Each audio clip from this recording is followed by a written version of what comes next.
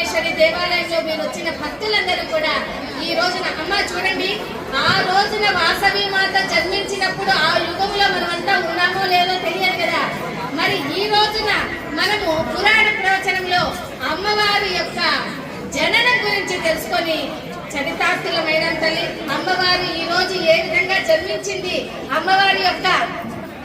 పూర్వజన్మ చరిత్ర ఏమిటి, అమ్మవారు ఏ యుగంలో ఏ విధంగా జన్మించిందని, అమ్మవారు మన ఆర్య వైశ్యుల ఇంటనే ఎందుకు జన్మించిందని ఈ రోజున మనం అనేక విషయాలు తెలుసుకున్నాం కనుక రేపటి రోజున కూడా అమ్మవారు ఏ విధంగా రెండవసారి విశ్వరూపం చూపింది, మూడవ విశ్వరూపము అగ్నిగుండ ప్రవేశం ఇవన్నీ కూడా మిగతా 2 రోజులు కూడా మనం చాలా విశేషాలు తెలుసుకుందామమ్మ. ఆ విధంగా అమ్మవారు జననం చేసిన తర్వాత అమ్మవారు జన్మించి భాగవత గ్రంథమందు ముందిన పద్యంబు కట్టికొచ్చే పారజాక్షులయందున మరియు వైవాహికము విందమందు ప్రాణమానములందున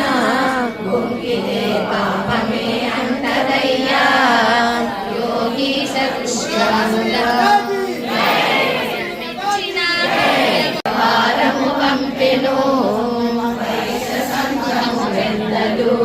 యోచించి బాలనగరుల పంపిణీ వృత్తితో బాలుదంతా రాజుకు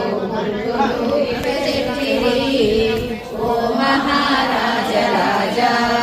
మా కన్య దైవాంశమున పుట్టెను మానవుడవయ్య నీవు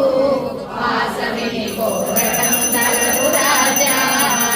53 మంది భార్యలు నీ ఇంట ఉండగానే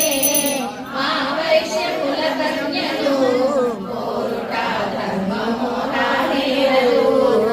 నిత్య కృత్యములందున వాసవిని మరువలేకపోయెను కామాంతుడైన రాజు క్రోధముగా బాలురను చూచెనమ్మా అని బాలు రెండు వరుతా